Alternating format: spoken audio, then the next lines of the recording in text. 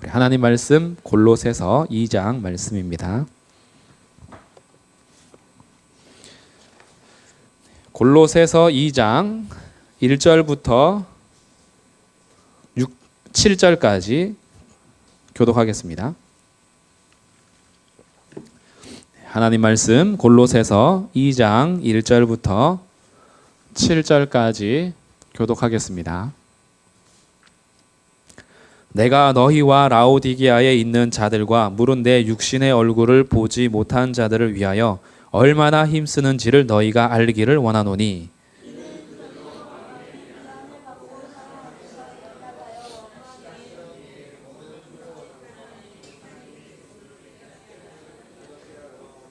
그 안에는 지혜와 지식의 모든 보화가 감추어져 있느니라.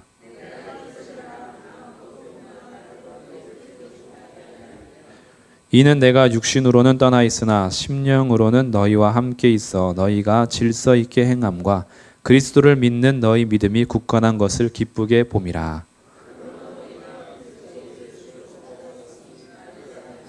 함께 읽겠습니다. 그 안에 뿌리를 박으며 세움을 받아 교훈을 받은 대로 믿음에 굳게 서서 감사함을 넘치게 하라. 아멘. 아멘.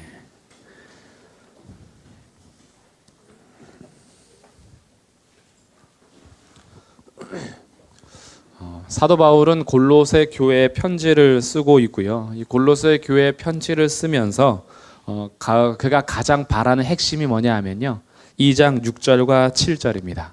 이 골로새서 전체에서 핵심 부분이에요. 6절 7절이 2장 6절 7절. 그래서 제가 다시 한번 읽어보겠습니다. 그러므로 너희가 그리스도 예수를 주로 받았으니 그 안에서 행하되 그 안에 뿌리를 박으며 세움을 받아 교훈을 받은 대로 믿음에 굳게 서서 감사함을 넘치게 하라. 이것이 골로새서 전체의 핵심 부분이에요. 사도 바울이 원하는 것은 그들이 그리스도 예수를 주로 받았으니까 그리스도 예수 안에서 살아라. 이것이 핵심인 거예요. 그러니까 교회에다가 편지를 보낼 때 우리가 누구를 섬기는 자이며 그래서 우리는 어떻게 살아야 하는지를 바르게 알려주고 싶은 건데, 골로새 교회 안에는 특히 지역 안에서 이 거짓된 가르침이나 속임수들, 교사들이 많이 활동을 합니다. 이 거짓된 속임수로 그리고 세상의 기본적인 어떤 요소나 철학적인 개념을 가지고 성도들을 넘어뜨리려고 하는 위기들이 이제 많이 있었던 거죠.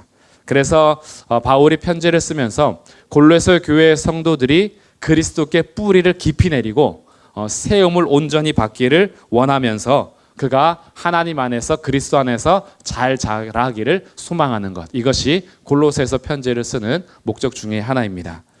이 그대로요, 우리 교회 성도들도 이 말씀대로 이루어지기를 주님의 이름으로 축복합니다.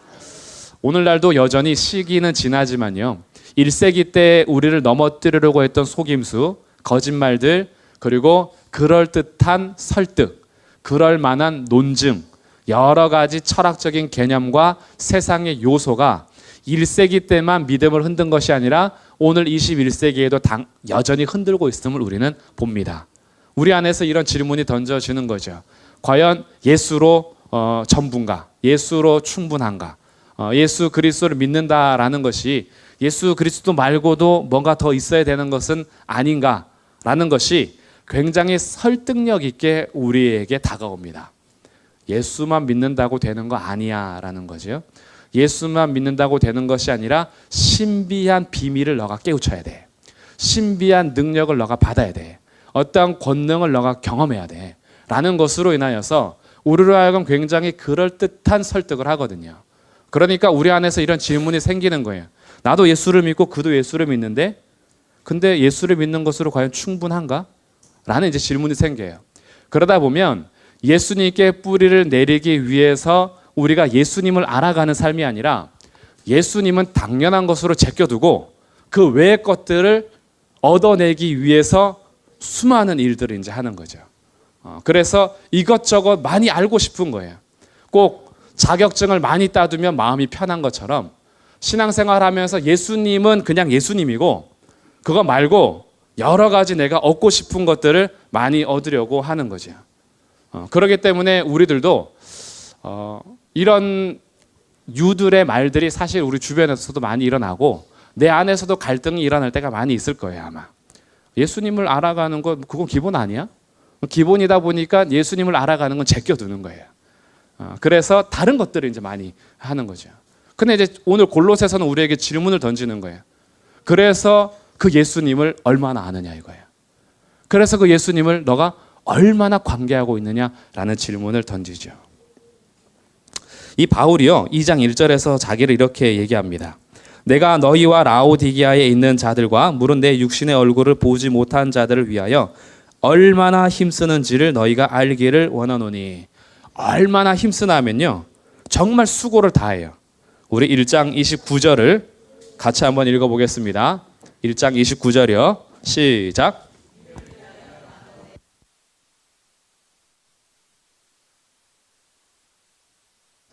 네, 나도 내 속에서 능력으로 역사하시는 이의 역사를 따라 어떻게 해요? 힘을 다해서 수고한대요. 바울이 거짓말쟁인가요? 아니죠. 바울은 정말 진실합니다. 어느 정도로 진실하냐 하면 자기가 하나님과 사람 앞에 양심의 거리낌이 없도록 살았음을 고백하는 사람이에요. 그래서 예수님을 다메섹에서 만나기 전에도 하나님께 정말 열심히 했던 사람이에요. 그는요 정말 진실하게 살았어요. 그래서 예수 믿는 자들이 이단이기 때문에 어떻게 해서든지 그들을 붙잡기 위해서 충성했던 사람인데 예수를 만나고 보니 그가 하나님이었다라는 것을 알게 된 거죠. 예수가 우리가 기다리던 메시아고 그리스도고 주님이고 왕이고 하나님이란 걸 아니까 그러니까 망설일 게 없어요. 그는 바로 예수 그리스도를 증거하는 자가 된 거죠. 그래서 그의 수고는요 정말 힘을 다하여 수고합니다. 그럼 왜 이렇게 열심히 수고하느냐 그 이유가 2절에 나오는 거예요. 이유가 나옵니다. 첫 번째 이유, 바울이 이렇게 힘쓰는 이유, 그들로 마음의 위안을 받게 하기 위해서, 격려받고 위로받게 하기 위해서. 바울이 왜 이렇게 힘쓰냐 하면요 성도들이요 마음에 참된 격려를 받도록 힘을 다하여 수고하고요, 두 번째는 사랑 안에서 연합하기 위해서 그렇게 수고하는 거예요. 그러니까 그들이 마음의 격려, 위로를 받고 사랑 안에서 연합하기를 원하는 거예요. 그러면 그들이 격려를 받고 연합할 이유는 뭔가? 이게 그 뒤에 나오는 겁니다. 그렇게 해서 확실한 이해의 모든 풍성함과 하나님의 비밀인 그리스도를 깨닫게 하려 함이니. 결국 목적은 뭐예요? 바울이 수고하는 이유는 그들이 위로와 격려를 받고 사랑 안에서 연합하기를 원해요. 그럼 이들이 왜 위로를 받고 격려를 받고 연합해야 되냐 하면 그들이 확실한 이해의 모든 풍성함과 하나님의 비밀이 누구예요? 하나님의 비밀인 그리스도를 깨닫게 하기 위해서 수고한다라는 거예요.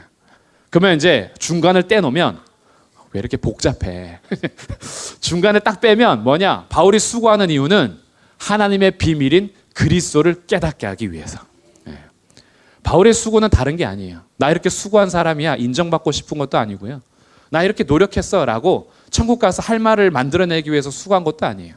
바울이 이렇게 수고하는 이유는 내가 만나는 교회가 하나님의 비밀을 깨닫기를 원하는 거예요. 근데 하나님의 비밀이 뭐예요? 그리스도예요. 그런데 속이는 자들이 있었어요. 하나님의 비밀이 그리스도인데 4절 내가 이것을 말하는 이유는 아무도 교묘한 말로 너희를 속이지 못하게 하려 함이다. 교묘한 말이라는 것이 그럴듯한 논증이란 뜻이에요. 설득력 있는 말 이런 거예요. 교묘하다라는 것이 들으면 그냥 콧방귀 뀌는 그런 말이 아니에요. 들으면 들을수록 설득력이 있어요. 들으면 들을수록 그럴싸해요. 이게 교묘한 말입니다.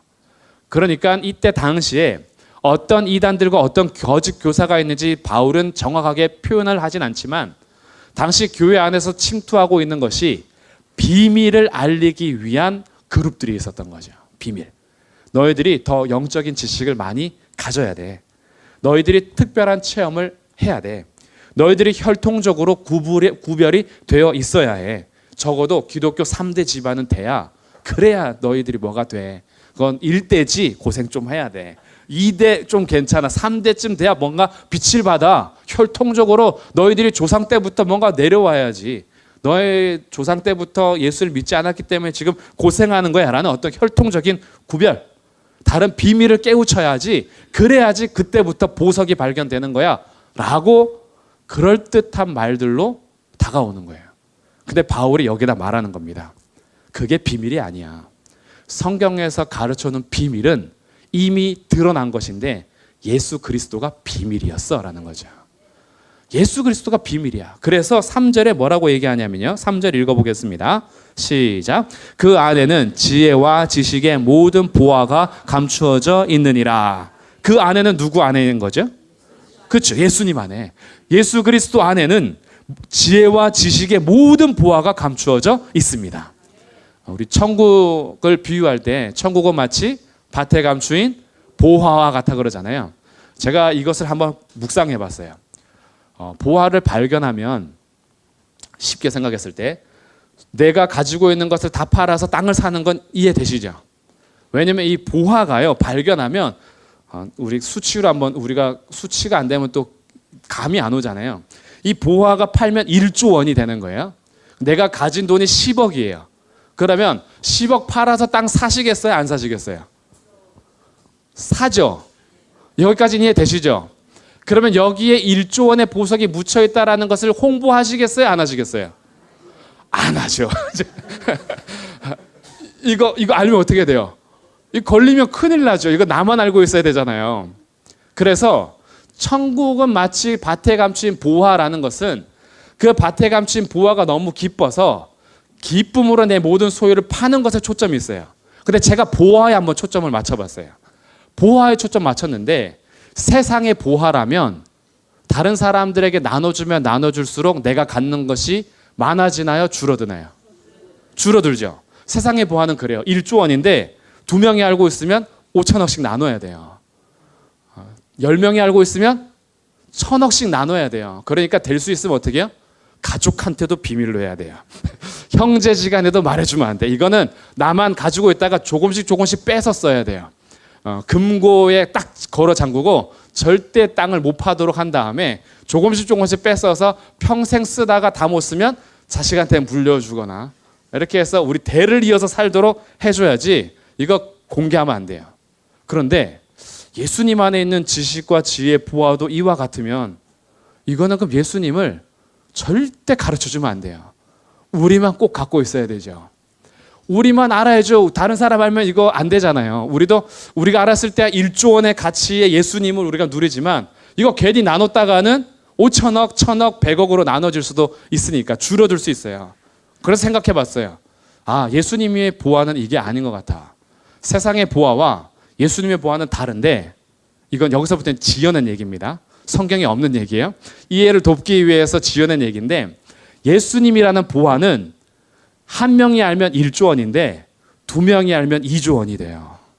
10명이 알면 10조 원이 돼요. 100명이 알면 100조 원이 돼요. 그런데 이게 100명이 알았을 때에 어차피 한 명이 알든 100명이 알든 나는 1조만 가져간다는 게 아니라 2명이 알면 나는 2조를 가져갈 수 있어요. 원래 1조 원인데 100명이 알면 내가 100조를 챙겨갈 수 있어요. 그러면 이 부활을 많이 알리면 알릴수록 좋은 건가요? 감출수록 좋은 건가요? 알릴수록 좋은 거죠. 그렇죠? 이해되시죠? 물론 예수님이 이렇게 돈을 뚝 떨어뜨려 주시지 않아서 굉장히 우리에게 감이 좀 떨어지긴 하는데 예수님이라는 보화는요. 나눌수록 나한테 돌아오는 게 훨씬 많아요. 모든 지혜와 지식의 보화가 그분께 갖춰져 있는데 그분 안에 모든 것이 있는데 사람들이 사람을 어떻게 속이냐 하면 예수님 안에 있는 게 아니고 예수님의 이름으로 내가 뭔가를 더 캐내야 되는 거예요. 예수님의 이름으로 가질 게 더 많은 거예요. 우리가 예수님을 구하고 예수님을 더 알아가길 원하는 건 예수님이 보화라는 걸 발견한 사람들이 기도할 수 있는 거예요. 예수님이 보화가 아니라 예수님은 그냥 알라딘 램프와 같이 여기신다면 램프의 요정이 있죠. 비벼서 나오면 소원 아래는 거. 그래서 예수님께 빌어가지고 예수님이 딱 등장해서 뭘 원하느냐? 내 눈뜨기를 원합니다. 그래, 네 눈이 떠졌다. 그러니까 예수님은 그냥 내 소원을 들어줘야 하는 램프의 요정처럼 된 거예요. 그러니까 열심히 기도하는데 기도해서 내 소원 이루는 게 우리 기도의 제목이 돼버린 거죠. 그런데 그러다 보니까 어떻게 돼요? 기도도 자꾸 이제 어떻게 돼요? 예수님은 그냥 예수님 이름으로 기도합니다 할 때 필요하신 분이에요. 왜냐하면 내 이름으로 기도하면 어차피 응답이 안 되니까 마지막에 도장을 찍어야 돼. 예수님의 이름으로 기도해야 돼. 왜냐하면 내 이름으로 구하는 자에게 모든 것을 주신다고 약속했으니까 그 약속 때문에 예수님 이름을 갖다 쓰긴 쓰는데, 그런데 진짜 부활을 발견을 못했어. 사실은 예수님께서 응답을 하시고 기적을 베풀어 주는 이유는 목적이 있어요. 우리 가운데 응답하시고 역사하시는 이유는 내가 누구인 줄 알라는 하나님의 더 깊은 목적이 있어요.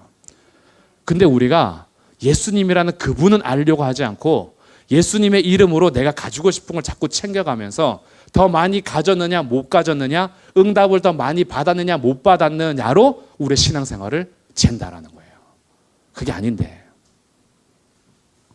예수님을 더 깊이 알아가면요, 더 이상 응답해 주지 않아도 결코 서운하지 않습니다. 예수님을 점점 알아가면요, 세상의 보화가 나에게 없다 해도요, 예수님 그분으로 진짜 만족할 수 있어요. 복음을 알면 알수록, 예수님을 알면 알수록요, 세상 보화를 가진 사람들이 그렇게 안 부러워요. 속에서 조금 부럽긴 한데 그렇게 안 부럽다. 그렇게 안 부러워요. 왜냐하면 오히려 정말 가질 거 다 가졌는데 예수님을 알지 못하면 그것이 상대적으로 불쌍히 여겨져요.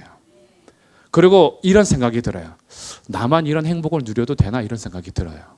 나는 예수님 때문에 너무 좋은데 세상에 이제는 부나 가난이나 건강이나 질병이나 내가 높은 자리에 있으나 낮은 자리에 있으나 나 그거 상관없이 예수님 때문에 온전한 행복을 누리고 있는데 이런 행복 나만 누려도 되나? 라는 그런 생각이 들어요.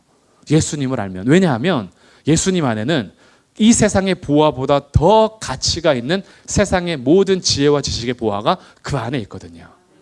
그래서 오늘 바울은요, 이 예수님을 알기를 원하는 거예요. 골로새 교회들에게 너희가 사람들이 교묘한 말로, 그럴듯한 말로 너희를 속이는데 속임을 당하지 않도록 예수 그분이 모든 보화다라고 가르쳐주고 있는 거예요. 진짜 비밀은 뭐냐 하면 예수님의 이름으로 뭔가 비밀을 캐내는 것이, 그것이 우리의 신앙의 깊이가 아니라 예수님 그분이 누구인지를 알아가면 알아갈수록 비밀을 더 많이 알게 되는 거예요. 우리 평생에요, 예수님을 얼마나 더 아느냐가 우리의 숙제인 거죠. 그래서 저는 천국이 소망이 되는 거예요. 천국이 왜 소망이 되냐 하면 보도블록이 금이기 때문에 그런 게 아니에요. 제게 줄 집이 25층짜리 건물이기 때문에 그런 게 아니에요. 제가 천국을 소망하는 이유는 거기 가면 예수님을 더 잘 알 수 있대요. 저 기대가 돼요. 영원히 살 건데 아마 예수님이요, 한 번에 자기를 다 알려주지 않을 것 같아요. 영원히 조금씩 알려줄 것 같아. 그러면 영원히 얼마나 행복하겠어요. 그래서 모세한테 가서 우리 모세 형님이 아는 하나님은 어떤 분이세요? 모세하고도 대화하면서 식탁의 교제를 나누고, 바울에게 찾아가서 바울 형님은 우리 예수님을 어떻게 알고 계세요? 바울하고 교제하면서 예수님을 더 알아가고, 다윗한테 찾아가서 다윗 형님은 우리 예수님 어떻게 아세요? 그러다가 누님도 찾아가야죠. 에스도 누님도 찾아가고, 룻 누님도 찾아가고, 마리아 누님도 찾아가고, 이렇게 찾아다니면서 우리 예수님 어떻게 생각하세요? 라고 이 성도들 간의 교제가 대단한 거죠. 그럼 천국 가면 우리 만날 성도들이 있잖아요. 우리 함께 신앙생활 하다가 먼저 가신 성도들, 그분들 만나서 나보다 먼저 와서 예수님 조금 더 알 텐데 나 좀 알려줘. 나 세상에서 있으면서 성경 공부 많이 했는데 뭔 소리인지 하나도 모르겠어. 수예배, 금요예배, 새벽예배, 목사님 설교 하나도 못 알아듣겠어. 근데 천국에 오니까 다 알 거 아니야. 나 좀 알려줘 라고 우리와 함께 신앙생활했던 성도들과 천국에 만나서 교제하는 거 얼마나 행복하겠어요. 그래서 저는 빨리 천국에 가고 싶어요. 그리고 저는 한꺼번에 갔으면 좋겠어요. 주님이 빨리 오시는 거죠. 주님이 빨리 오셨으면 좋겠어요. 이것이 우리의 기쁨이 되는 거예요. 그러니까 예수님이 어떤 분인지를 소망하는 거, 그리고 알아가기 위해서 하는 거. 왜? 그분 안에 지혜와 지식의 모든 보화가 감추어져 있는 거죠. 그렇기 때문에 6절, 그러므로 너희가 그리스도 예수를 주로 받았으니 그 안에서 행하되. 그리스도 예수를 주로 받았대요. 이 표현 되게 중요한 표현이에요. 그리스도 예수의 가르침을 받았다라는 게 아니라 그리스도 예수 그분을 받았다라는 거예요. 그분 자체를 뭐로 받았어요? 주로 받았대요. 예수님이 이렇게 가르쳐 주셨습니다. 예수님이 이렇게 말씀하셨습니다. 이걸 받아들인 게 아니라 예수님 그분을 내가 받아들인 거예요. 예수님 그분을 내가 주로 받아들이는 거죠. 그렇기 때문에 이제 나는요, 예수님 말고는 섬길 주인이 없어요. 세상에서 종노릇 하지 않으셔도 돼요. 우리가 오직 섬길 주인은 예수님밖에 없어요. 그 예수님 안에서 순종하는 것이 우리의 삶의 전부예요. 그렇기 때문에 그 예수님을 주로 받았으니 그 안에서 행하라라는 거죠. 그 안에서 행하라. 예수님께 순종하면서 예수님 안에서 살아가는 삶, 이것이 우리에게 주어지는 삶이다. 그렇기 때문에 7절, 그 안에 뿌리를 박아라 이거죠. 예수님 안에 뿌리를 내리래요. 다른 데 뿌리를 자꾸 내리지 않으셔도 돼요. 다른 거 더 많이 알고 싶어서 뿌리를 내리는 것이 아니라 우리 신앙생활할 때 주목하고 더 알기를 원하고 초점 맞춰야 되는 분은 우리 평생 예수님이에요. 그 예수님을 평생 알아가도 다 몰라요. 예수님 이 정도 알면 되지? 아니요.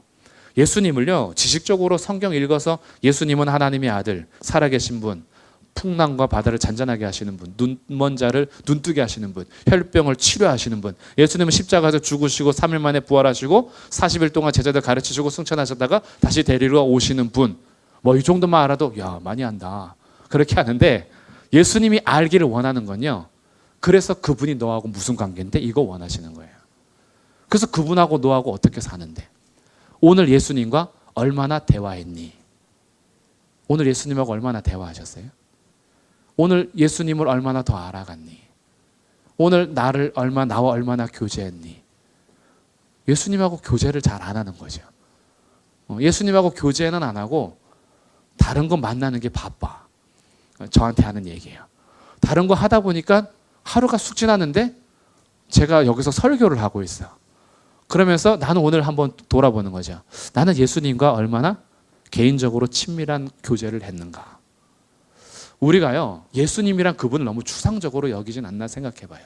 예수님 눈에 안 보인다라고 해서 너무 공기 취급하는 거죠. 근데 예수님은요, 이걸 원하는 거예요. 너가 지식적으로 알아가는 알미 아니라 얼마나 나하고 교제하니 이거죠. 그거 원하시는 거예요. 그래서 뿌리를 내리길 원하는 거예요. 뿌리를 내리고, 그리고 그 안에 세움을 받아 교훈을 받은 대로 믿음에 굳게 서서 감사함을 넘치게 하라. 요즘에 감사가 혹시 사라지고 있다면 원인이 있어요. 요즘에 자꾸 감사가 넘치는 것이 아니라 불평불만이 넘치고 계시다면 우리가요, 예수님께 뿌리를 더 깊이 내리는 걸 멈추고 있었 것으로 진단할 수 있어요. 예수님께 세워지는 삶이 어느 순간부터 멈춰 있는 거예요. 주님 앞에 뿌리 내리고 세워지는 게 멈추면 뭐가 보이냐면요, 형제 눈 속에 있는 티가 보이기 시작하고요, 불평불만할 거리들이 막 생기기 시작해요. 그동안 넘어갔던 환경들이요, 왜 이렇게 짜증이 나는지 모르겠어요. 물론 요즘에 폭염 때문에 좀 짜증이 나시죠. 너무 힘든 건 맞아요. 환경을 이길 수 없는 육체를 가지고 있으니까 힘든데, 그런데 그런 힘듦 말고 본질적으로 이 안에서 감사가 사라지고 자꾸 불평불만만 보이신다면 그 형제가 잘못된 게 아니에요. 내 안에서 뿌리 내림이 그쳐 있을 수 있어요. 예수님 안에서 세워져 가는 삶이 멈춰 있을 수 있어요. 뿌리 내리는 걸 멈추고 세워지는 게 멈추니까 자꾸 형제들이 잘못하는 것이 보이는 거예요. 그리고 그것이 자꾸 나한테 시험거리가 돼요. 그러니 감사가 안 되죠. 그런데 다시 오늘 말씀을 통해서요, 예수님과 교제하기 시작하시면 좋겠어요. 예수님께 뿌리 내리고 예수님께 세움을 받기 시작하면요, 그러면 믿음에 굳게 서서 감사함이 넘치게 됩니다. 그래서 우리가 세상을 살아가는 동안에 반드시 구별해낼 것이 있어요. 그것이 8절입니다. 우리 같이 한번 읽어보겠습니다. 시작. 누가 철학과 헛된 속임수로 너희를 사로잡을까 주의하라. 이것은 사람의 전통과 세상의 초등 학문을 따름이요 그리스도를 따름이 아니니라. 누가 철학과 헛된 속임수로 너희를 사로잡을까 주의해라. 세상의 전통들, 사람의 전통들, 세상의 기본 요소들, 이런 세상에서 돌아가는 것들로 우리를 굉장히 설득해요. 교묘한 말로 우리를 넘어뜨리려고 해요. 그런데 이런 지식을 쌓아가면 쌓아갈수록 그리스도를 따르지 않게 돼요.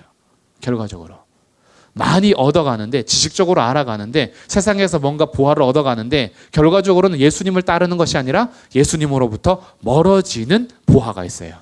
그래서 오늘 우리는 분명히 주의해서 보셔야 됩니다. 내가 요즘에 얻는 지식은 예수님과 가까워지는 지식인가, 아니면 예수님과 멀어지는 지식인가? 이걸 주의해서 분별하셔야 됩니다. 요즘에 알아가는 게 점점 많고 세상에서 보화를 얻어가는 게 많은데 그 보화와 지식이 예수님께 가까이 오게 한다면 그건 계속 열매를 거두시면 돼요. 그런데 만약에 세상에서는 지식과 보화가 자꾸 예수님을 따르지 않고 멀어진다면 그 지식과 보화는 빨리 속지 말고 버리셔야 됩니다. 이거를 성도들이 구별해 내셔야 돼요. 그러지 않으면 세상에 이것저것 다 섭취하다가 진짜 주식을 못 먹어요. 예수님이 빵인데 우리가 먹어야 될 빵이 예수님인데 예수님을 연구하기 시작을 하긴 해요. 빵의 재질은 뭔지, 빵을 어떻게 굽는지, 몇 분을 구워야 되는지, 뭘 넣어야 맛있는지 연구하고 조사하는데 연구하고 조사하다가 빵을 못 먹고 죽어요. 빵을 먹어야 되는데. 근데 주님은 이거예요. 와서 먹어라 그래요. 가서 먹으면 돼요. 이게 뭘로 만들었는지, 몇 시간 구웠는지, 뭘 넣었는지 이런 걸 다 조사하는 게 아니라 예수님은 나를 먹고 내가 그 안에 살기를 원하는 거예요. 근데 세상에서 온갖 지식들을 다 가지다가 예수님은 따르지 않는 그런 세상의 사람의 전통과 세상의 초등학문이 우리를 속일 수가 있다라는 거죠. 그렇기 때문에 우리의 신앙생활을 할 때 누구를 알아가야 하냐면 세상에서 혹시 지식이 조금 없고 다른 사람들보다 내가 뭔가 이렇게 자랑할 만한 것이 없더라도요. 그것이 우리의 신앙생활을 내는 그런 자격증이 아니에요. 교회 안에서는요. 내가 얼마를 가졌느냐 못 가졌느냐로 판단되는 게 아니에요. 교회 안에서는 내가 얼마나 높은 자리에서 수도를 많이 쌓았느냐, 내가 더 많은 것을 얻었느냐, 응답을 받았느냐 이걸로 우리의 신앙생활을 가늠하는 게 아니에요. 우리의 평생 그거 많이 얻어가지고 훈장처럼 자랑하기 위한 신앙생활이 아니라 하루하루 예수님을 더 알아가는 것이 중요한 겁니다.